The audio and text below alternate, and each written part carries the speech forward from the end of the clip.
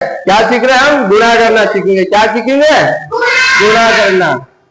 देखो हमारे पास कितने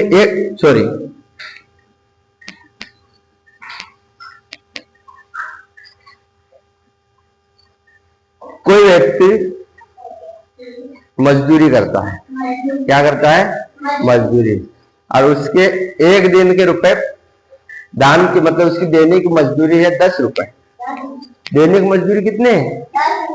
मतलब वो 1 घंटा काम करे, बोले 1 मिनट करे, बोले पूरा दिन काम करे, उसकी मजदूरी कितनी है? 10 रुपए। और 1 दिन की मजदूरी कितने दिन की? 1 दिन की। तो 1 दिन की मजदूरी कितने है?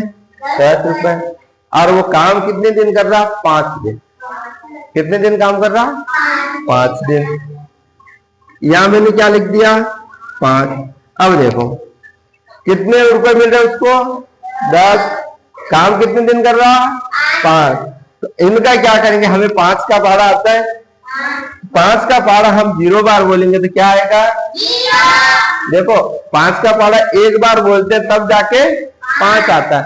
0 बार हम किसी का भी पारा नहीं बोल सकते, ये बात ध्यान रखना।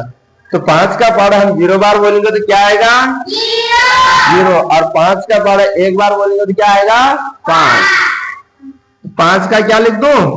5। ये हो गया हमारा गुणा। तो उस व्यक्ति की मजदूरी कितने हो गई? 5 दिन की मजदूरी 50 रुपए। कितने हो गए मजदूरी? 50 रुपए। ठीक है, अब हम चलते हैं बड़ी संख्याओं की ओर। अब हम यहां तक आ गया समझ में? आ गया समझ में? नहीं आया? ठीक है, अब देखो हम बड़ी संख्याओं की तरफ चलते हैं। ये हमारे पास है 5। ठीक है, ये मान लो कोई व्यक्ति किसी की दैनिक मजदूरी भी हो सकती है, किसी की दैनिक तनख्वाह भी हो सकती है, किसी की मासिक तनख्वाह भी हो सकती है। कुल मिला के एक व्यक्ति एक दिन में 983 रुपए कमा रहा है। कितने कमा रहा है? 983। तो 5 दिन के कितने बनेंगे? ये जानकारी हमें अगर प्राप्त कर ले तो हमें करना पड़ेगा गुणा। क्या करना पड़ेगा? गुणा। तो इसलिए हमें 5 का पारा बारी बारी से बोलते हुए किधर आना है? राइट से लेफ्ट की तरफ आना है। जमणे हाथ तक हो, डावा हाथ की तरफ आवनो। कन टाइम आवनो? जमणे हाथ से, हाँ, यानी कि राइट से लेफ्ट और दाएं से बाएं आना। दाएं से जैसे मैंने तीर का निशान लगा रखा। हमारे पास 5 है। 5 का पारा पहले कितनी बार बोलेंगे? 3 बार बोलेंगे। फिर कितनी बार बोलेंगे? 8 बार। फिर कितनी बार बोलेंगे? 9 बार। इसी को पारे 3, 8, 9 बार ही बोलना है। जो हासिल है उनको जोड़ के नहीं बोलना है। इधर 5 का पारा 3 बार बोलेंगे तो 5 से कम 5, 5 दूनी 10, 5 किया 15, 5 किया 15, 15 आया हमारे पास। कितना आया? लेकिन हमारा नियम है 2 अंकों को एक साथ हम नहीं लिख सकते जब तक आगे अंक है। अगर आगे कोई अंक नहीं तब हम 2 अंक एक साथ लिख सकते हैं। तो 5 इकाई का अंक लिखेंगे हम। तो इकाई का अंक कौन सा है? 5। अब इस एक को अभी यही रहने दो।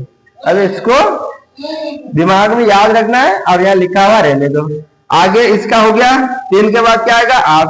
5 का पारा कितने बार बोलेंगे? 8 बार। तो 5 से 8 40। और एक हासिल ठीक नहीं थी? 40 और 1 कितना होगा?